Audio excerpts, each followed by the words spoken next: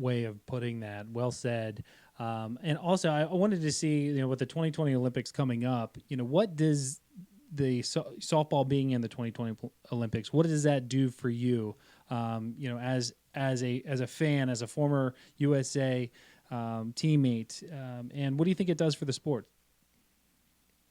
Oh, I love it. I'm so excited for just the exposure that softball in general is getting by being back in the Olympics. So many people just aren't as familiar. They see the College World Series on every spring, and they love it.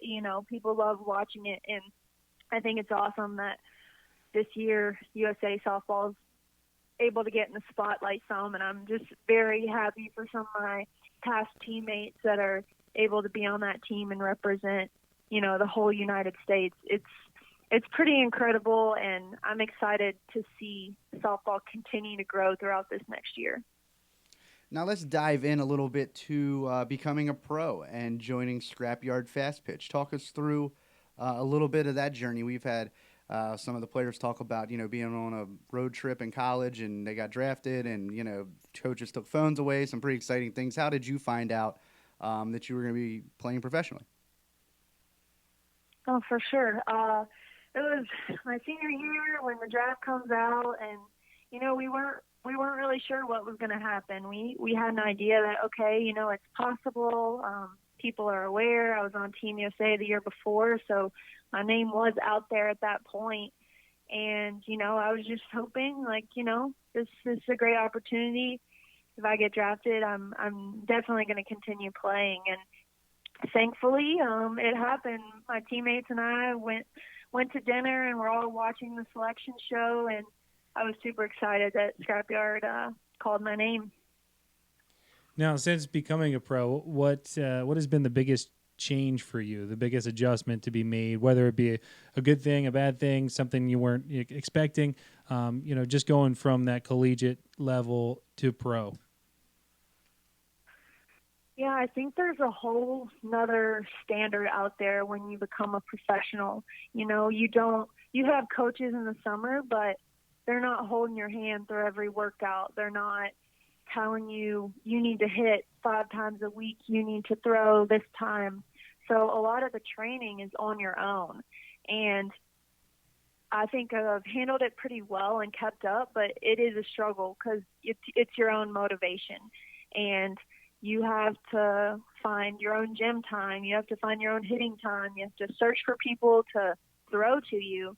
And it's not in college where you have someone who sets the hours and sets the practice time, but you're on your own, and it's a responsibility to build yourself up and keep yourself in shape. So that's probably the biggest difference, I think, going into the professional world is how you have to take a lot of that responsibility upon yourself to keep yourself in it.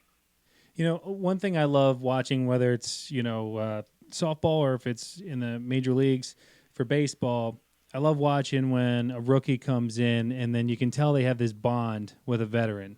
And it's this cool bond. And, eventually if they end up, not on the same team, you're just like, oh, man, I bet you that guy was so upset. But is there a person like that for you that was kind of like that leader on the team when you became a pro? Was there somebody that you were just like, oh my gosh, one, I can't believe I'm on the same team as her, and two, I can't believe this is sort of like a mentor for me?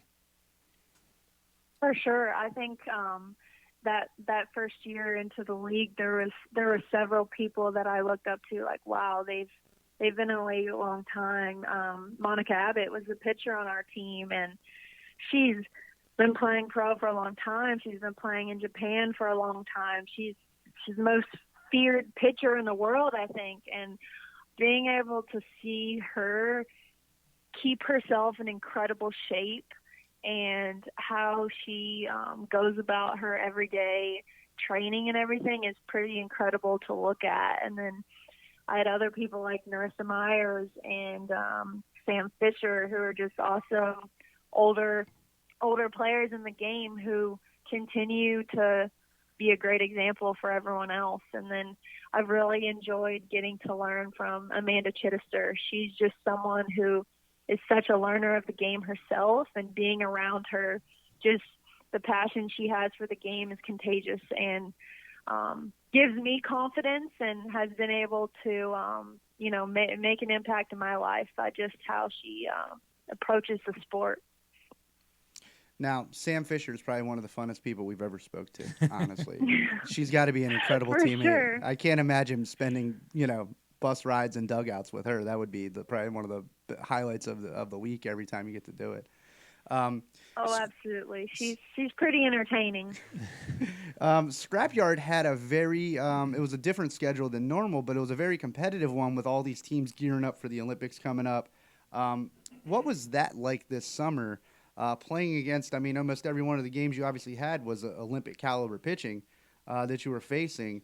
What was that experience like this summer and helping those teams get tuned up and ready to go for 2020?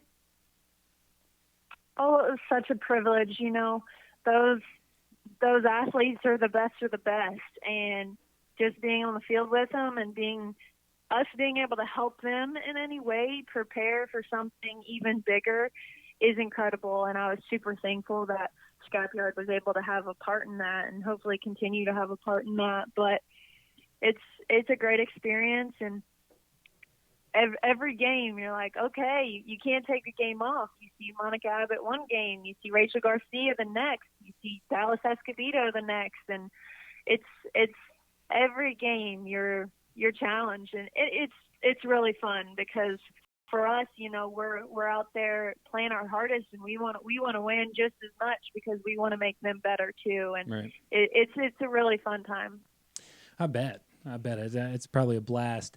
You said so many things ever since when we were talking about getting into college, and there were so many different things you had said. This might be a repeat of something you've already mentioned, but with playing as long as you have so far and the experiences that you've had thus far with softball, what is something that you can say that you learned from the game that you applied every single day to your daily personal and professional life?